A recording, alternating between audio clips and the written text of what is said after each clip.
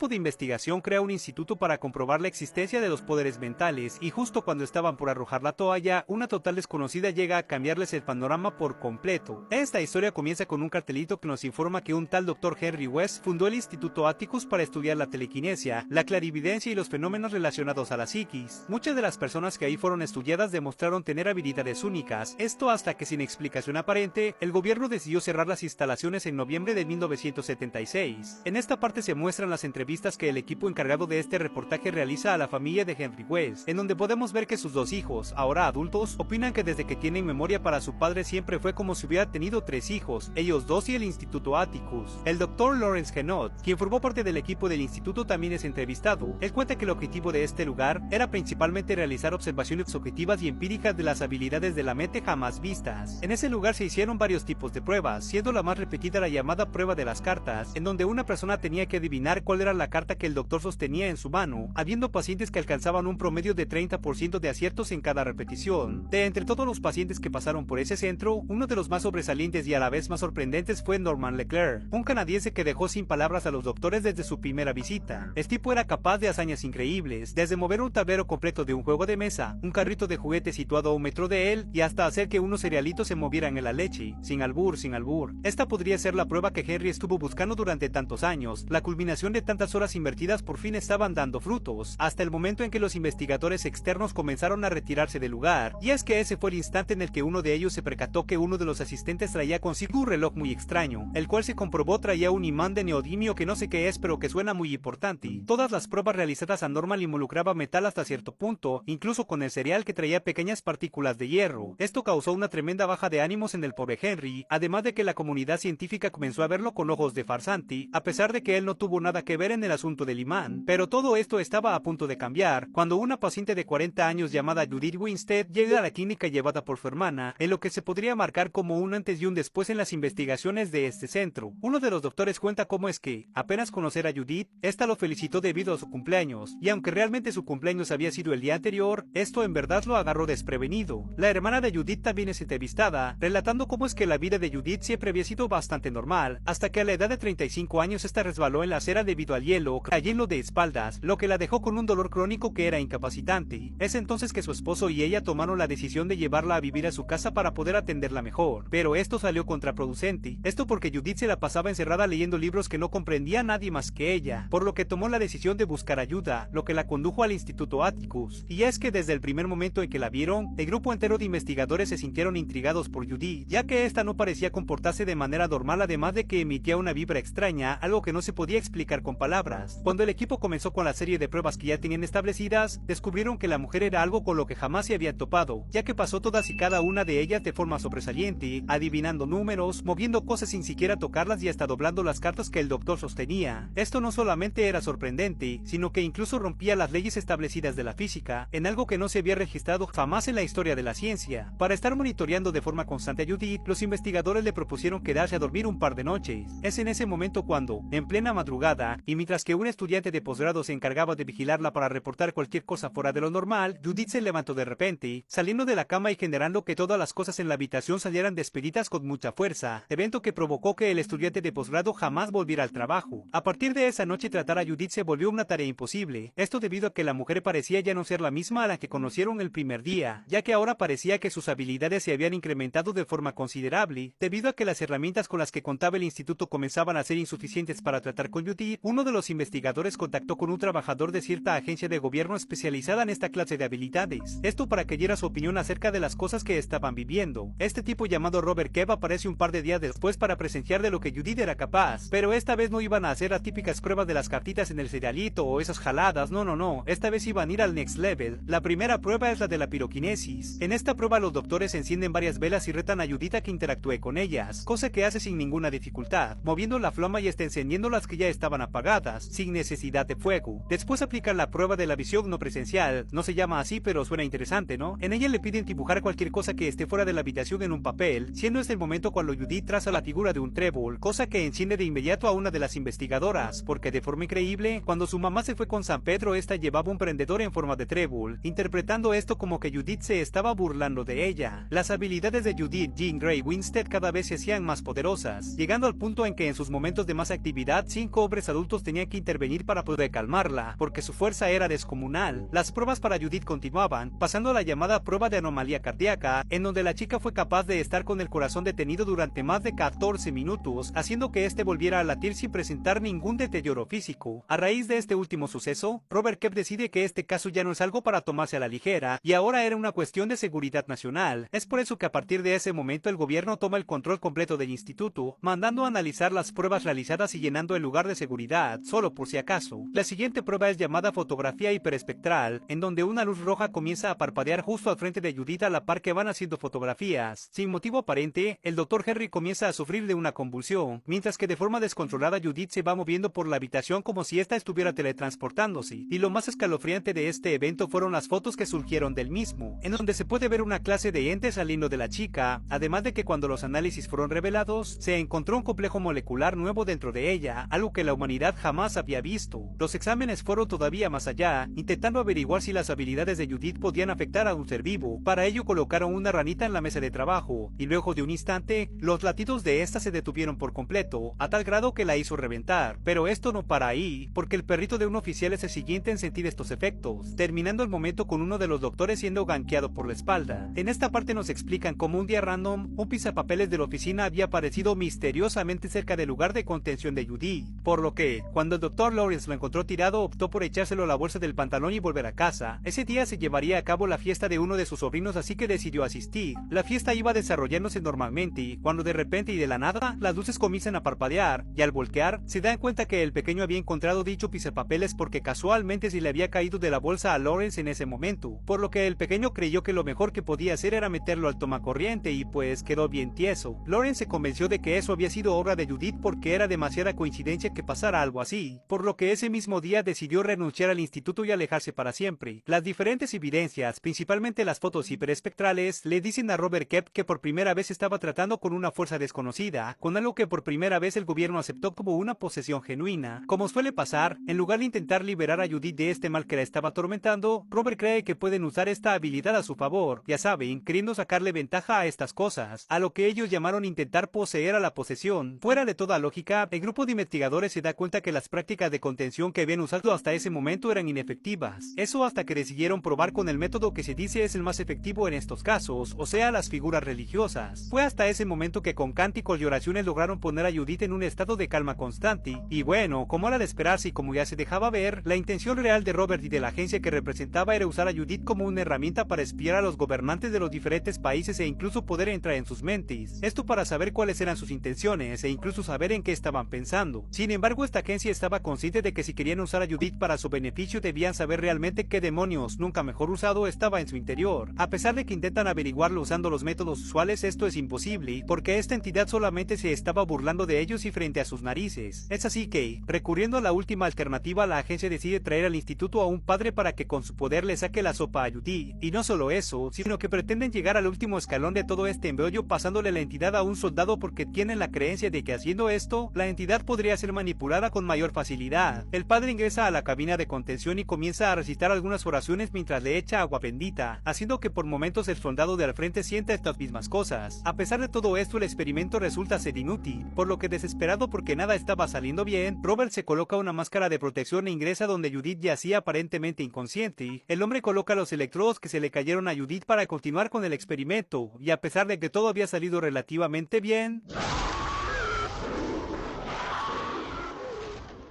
después de que todo el mundo recobra la conciencia y se ubican en lo que había pasado, se enteran que inesperadamente Judith ha quedado bien fría, por lo que todo el avance que habían conseguido hasta ese momento quedaría inconcluso de forma definitiva. Pero todavía faltaba la grabación final que nadie vio porque, como mencioné, estaban inconscientes. Y es que al despertar Judith parece haber vuelto a ser ella misma, asustándose de inmediato al ver que todo el mundo estaba en el suelo y sin saber qué pasaba. La sorpresa vendría cuando Henry West entra por la puerta parándose frente a Judith y haciéndole un hueco en todo el pecho, para poder ver por un instante cómo es que la mirada de Henry ahora parece haber cambiado, siendo el portador de esta entidad desconocida. En la escena final se nos dice que esa fue la última vez que Henry fue visto, y a pesar de que su familia y amigos siempre han esperado a que vuelva, parece ser que ese día nunca va a llegar, finalizando la historia.